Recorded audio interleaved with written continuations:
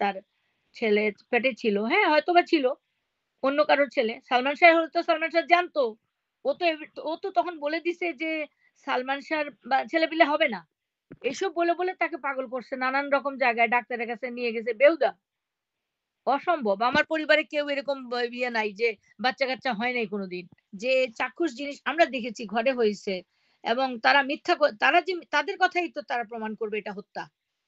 এই যে সামিরা কি সুন্দর সামিরার প্রত্যেকটা ভিডিও এই যে ভিডিও আছে না? এই ভিডিওগুলো কোর্টে এভিডেন্স করবে যে সামিরা জড়িত ছিল, তার পরিবার হত্যা করেছে। তা না হলে সামিরা এত বড় গলা করে এত সুন্দরভাবে এই এতগুলো বিয়ে-শাদী করে সালমান শাহ আত্মহত্যা করেছে এটা প্রমাণ করার জন্য উঠে পড়ে লেগেছে কেন? তাকে প্রমাণ করতে হবে এখন। আমার কোনো দায়িত্ব নাই। সালমান শাহ আত্মহত্যা করেছে এটা প্রমাণ করবে সামিরা এবং তার পরিবার। ছ তদন্তর মাধ্যমে যেটুকু প্রয়োজন আমিও সম্পূর্ণ সহযোগিতা করব। তারা কত বড় মিথ্যা বলেছে বিগত দিনে যে মা যে আ যে যে এজেন্সি মনে করো থানা বা পুলিশ বা এসপি বা যে সত্যভাবে জিনিসটা উদ্ঘাটন করার চেষ্টা করেছেন, তাকেই আমার সাথে খাতির লাগাই দিছে। এবং মিথ্যা একেকটা অপবাদ তুলে মামলাটাকে নষ্ট করার চেষ্টা করেছে অন্যদিকে। সেগুলোর আমি প্রতিবাদ জানাচ্ছি। এবং আমার মানহানি যেটা হইছে সেটার বিচার চাচ্ছি আমি। একদম মনে আছে সম্পূর্ণ আমি সম্পূর্ণ সুস্থ। আমি একদম ভালো আছি। আমি বলতে পারবো আল্লাহ আমাকে দোয়া করো রাব্বি জিদনি ইলমা। আল্লাহ যেন আমাকে আমার ছেলের সম্বন্ধে একটা বাক্যও মিথ্যা বলতে চাই না। আমার ছেলে মরে গেছে মাটিতে আমি দাফন করে রাখছি। আমি অর্ধ দাফন হয়ে আছি। আমি বোধহয় এই মামলাটা প্রমাণ করার জন্যই আল্লাহ আমাকে রেখেছেন এখনো। আমি মনে করি। এবং আমি যেন সত্য উদ্ঘাটন করে মরতে পারি। আমার ছেলেকে অপবাদের হাত থেকে রক্ষা করতে পারি। আমার ছেলে আত্মহত্যা করে নাই। ৭ দিন আগে বলে গেছে তার বউ খারাপ হয়ে গেছে, তার বউ চলে যাবে। আমি বলছি ছেড়ে দাও। বলছে আম্মা অত মানুষের লগ্নি আমার কাছে, আমার বদনাম হয়ে যাবে। ও তো এমনিই চলে যাবে। সে তো অপেক্ষায় ছিল। আর সামিরা চাচ্ছিল, সামিরার একটা নোট পাওয়া গেছে। এগুলো কোথায়? পিবিআই কি করেছে?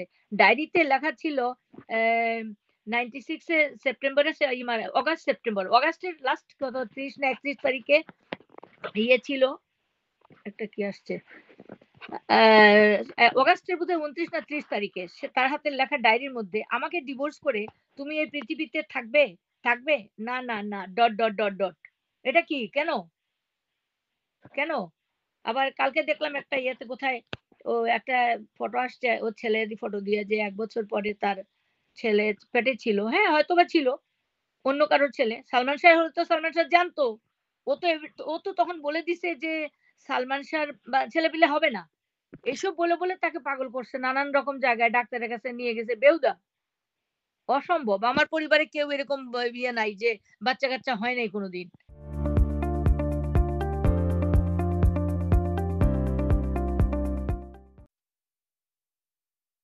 আল্লাহর শুকরিয়া যে কোর্টের উপর নির্ভরশীল আমি।